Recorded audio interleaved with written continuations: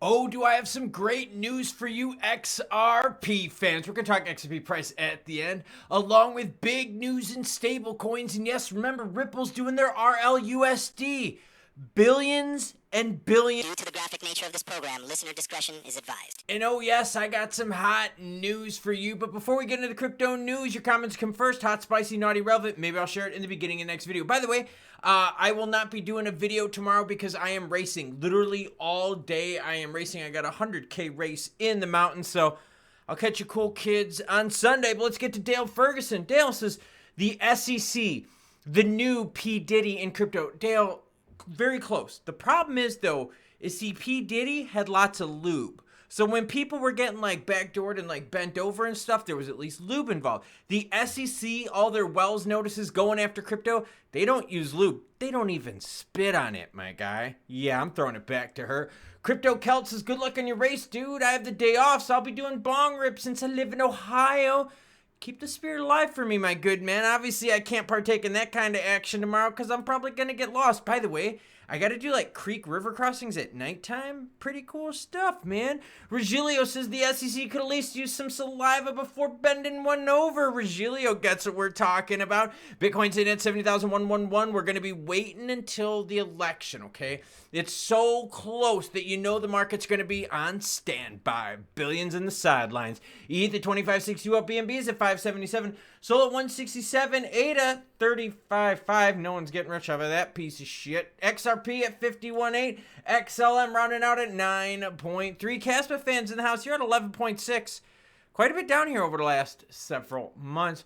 Tether to launch dirham-backed stablecoin on Ton blockchain. All right, so what's going on here? Tether, leading issuer stablecoins, is set to introduce a new one, pegged to the UAE official currency, the dirham. This peg ensures that the stablecoin's value remains consistent, making an attractive option for businesses and individuals. Okay, Tether expanding to things other than USDT. Stablecoins are going to be big. I'm telling you. You want the future of money? It's not going to be like jumping totally crazy into the deep end action with crypto. You're going to see it with stablecoins first. Players are going to try it out, see what happens. Paxos launches USDG, a new dollar-backed stablecoin. Okay, let's learn about that. Paxos, and you're wondering why I'm bringing this up? Because Ripple's launching RLUSD. Keep that in mind as we go through these articles. Paxos, a leading regulated blockchain and tokenization infrastructure platform, has introduced Global Dollar, USDG, a United States dollar-backed stablecoin in Singapore. The new stablecoin, the company's sixth such offering, complies with Singapore's monetary authority. To ensure the secure management of USD reserves, Paxos has partners with DBS Bank as its primary banking partner. Oh, okay. Listen to this. All US dollars backing USDG will be held in reserve and managed by Paxos Digital Singapore. USDG is backed one-to-one with the US dollar through dollar deposits. All right, cool. So more stablecoin news. It's a seriously quick and efficient way and safe way to move money. I mean, for real, you're going to see stablecoins be the preferred way of moving money. SUSD hits 10 million deposits as Solana overtakes Ethereum. We're talking about Solana's stablecoin, Solaire. Interesting.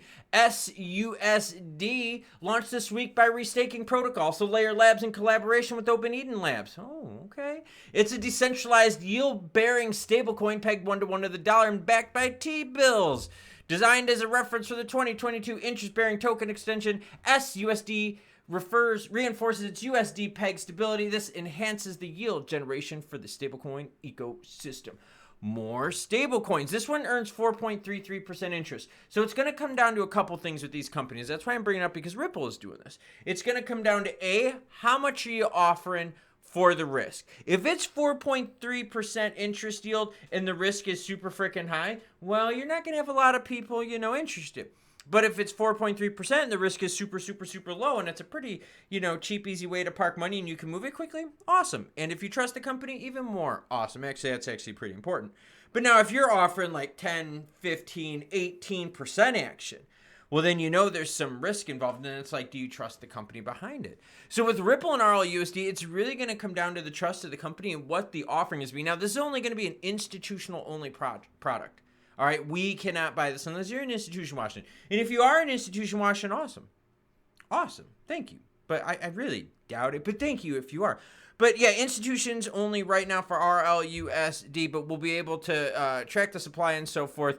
Interesting to see what happens. It's about trust and it's about juicy yield. Good news for XRP.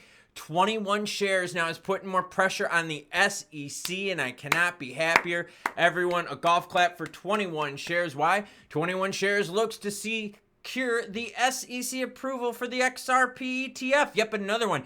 21 shares filed an S1 registration statement with the SEC. The fund called 21 Shares Core XRP Trust will be listed on the CBOE BZX exchange. Coinbase Custody Trust Company will be its custodian. 21 Shares remains committed to working towards expanding U.S. investor access to cryptocurrency asset class, and we look forward to driving the innovation in the U.S., a spokesperson for 21 Shares says. Firms have been vying for different ETF options like Canary Capital and Bitwise. So now you got another one coming out here. And I'm telling you, the reason I'm bringing this up is because if you stay hot, naughty, spicy, and relevant, and your volume is up there, people are going to want to launch products with your action tied in, and here specifically XRP. And so if we keep seeing XRP volume stay juicy, players are going to launch XRP based and related products because it's money for them too. And if it's money for them, they're going to launch more products, and you get my point. So you got to stay relevant in this crypto space. And I like it because now this is the third XRP ETF. Third. Yeah, you're not seeing that for other players out there. So there's obviously some demand. And we saw the success of the BTC ETF. There was some big demand there. The ETH one, I don't know.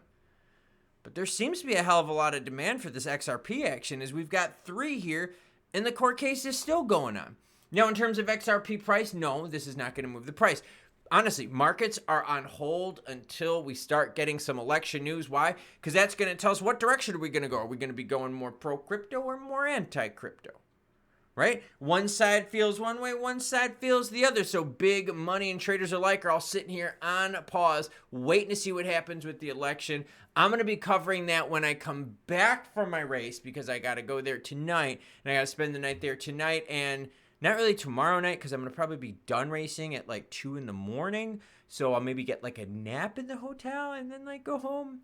But once I'm back home, I will be sure to be bringing you news coverage. So I'm not expecting much price-wise. I just hope there's no Middle East flare-ups or anything like that this weekend. That would be horrible going into an election and would also dramatically affect crypto prices. And I'm excited with the XRP ETFs. I really, really am. And I got to be honest with you. Seeing 3 right away is a big, big deal.